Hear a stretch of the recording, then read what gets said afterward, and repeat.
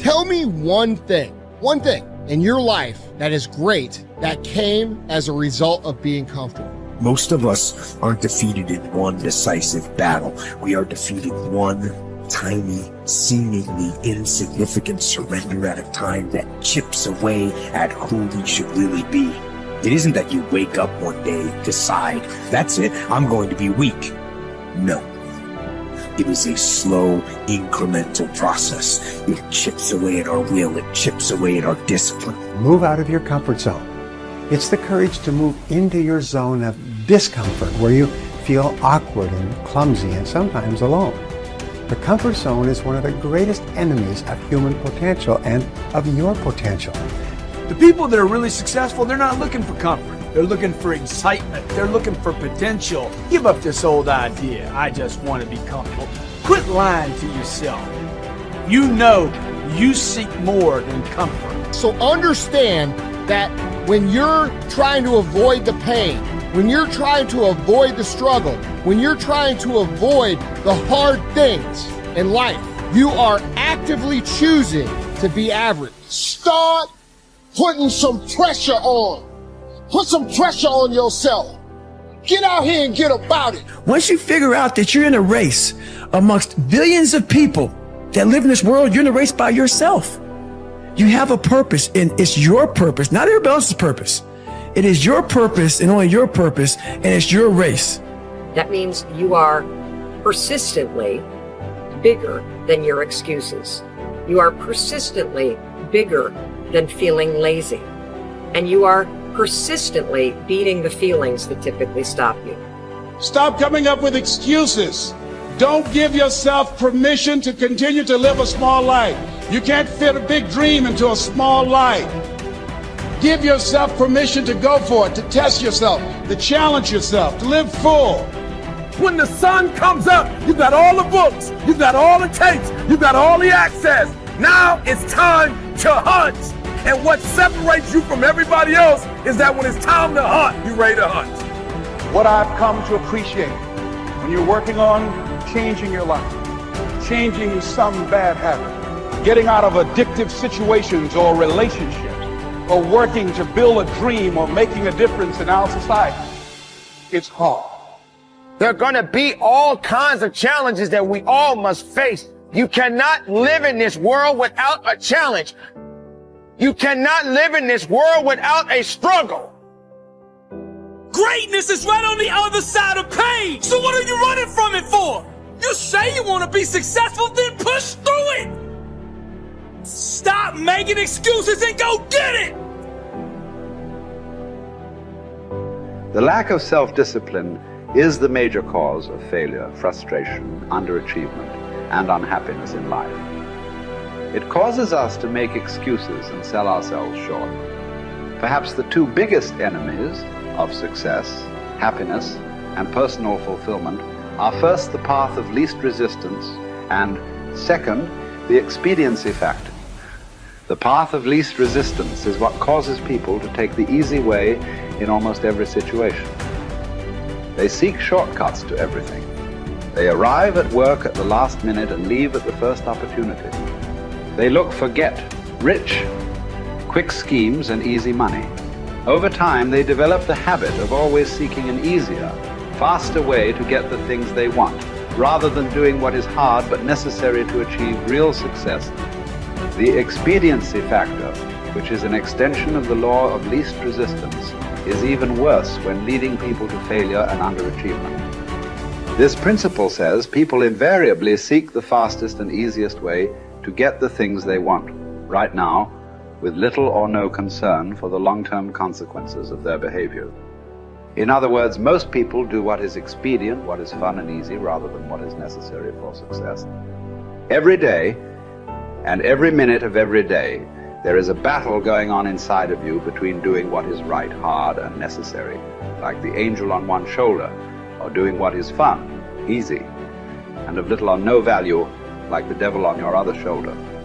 Every minute of every day, you must fight and win this battle with the expediency factor and resist the pull of the path of least resistance, if you truly desire to become everything you are capable of becoming. And then when you see people take on more responsibility and decide that they're going to aim up and confront their suffering honestly and forthrightly, that their lives get better and the lives of people around them get better too. And so that's very strange as well, because it also means that the pathway to less suffering is through suffering, right? And that would be hopeful if the world was constituted that way. It's like, well, there's suffering. How do you make it worse? Run away. How do you make it better? Confront it. Yeah, but it's suffering. It's like, yeah, but it's there. There it is. It's right there. It's a precondition for existence or something like that. And it's like you have something important to do as well. And you confront it, and that's the pathway to transcending it. We need to figure out, like, now, today, what is, the best way to live your life? What is there's got to be ways you can be putting forward the most positive energy. I mean, we know objectively what's causing pollution. We know objectively what's causing birth defects, and we're taking in too much chemicals and not enough vitamins. We know objectively all this stuff. We know how to organize our world, and yet we don't do it. We know how to organize our health, and yet very few people do it. We know all these things. The right path to being a happy, healthy person is to do all the shit that we already know you're supposed to do. Take care of your body, take care of your health, take care of your mind, your stress, meditate, be kind to people. We all know that. I mean, you ask anybody, they know how to get by and to be the most evolved version of you that you can be. I mean, it's not like a magical checklist. If you talk to people about it, you said, okay, here you got a person, you want to improve them, what are the things you're going to do to them? Okay, well, if I was a life coach, the first thing I would say is this guy's got to get on a diet that makes him healthy. I don't mean a diet just to lose weight. I mean just healthy foods in your body. Many, many vegetables. Start working out your body and get a better sense of how this machine feels when it's moving, it's flowing better, there's less tension in it, your mind feels relaxed and you enjoy every single moment of the day better. Step one, everybody knows that step, right? What's step two? Be cool to people. Be nice to as many people as you can. Smile at as many people as you can. Have them smile back at you. Tip well when you go to restaurants. Just do the most you can. Be as nice as you can and just still manage to not have people walk all over you. Just get through this life as nice as you can. The average human is capable of unbelievable improvement. That's the thing that's my superpower. I don't think I'm special. I just realized in looking at the science that humans actually are capable of this incredible amount of change. It is the strategy that our species took to be able to pass knowledge on through culture rather than having to have everything be instincts. And in having that layer where we can drink in the culture and read books and learn from other people, and even now we're all learning from things that people thought thousands of years ago and wrote down. It's insane. It travels through to you, and all of that wisdom stored in culture, so that as your parents are teaching you things, they're actually encapsulating a ton of the wisdom that is enjoyed, whether it's from religion or books or whatever. You're bathed in a culture that is giving you all of this incredible information. And so recognizing how powerful and potent that is incredibly meaningful. But you have to understand that you have to allow yourself to believe that you can learn from that culture in the same way that everybody else can. And that's what you're designed to do. Now, for me, that completely gave me the confidence, and I put confidence in air quotes because it's not like I believe something specific about myself. I just believed that the human animal is capable of this extraordinary change. And so now I just needed to point myself in that direction. Now, this is the key. Once I realized that I could get better at anything, it dawned on me that how I spend my time is a spiritual consideration. And I didn't want to die with potential that I failed to turn into skill set. That to me, that speaks to me. How much of my potential can I actually turn into skill set and get good at this stuff and push and grow and improve? That to me is just this incredibly intoxicating thing. So for me, the discipline, the confidence, all of that comes from recognizing the human animal. Nothing special about me. The human animal is capable of extraordinary change. I'm going to have to put time into doing it, but I'm capable of getting this change. Therefore, I can do anything I set my mind to.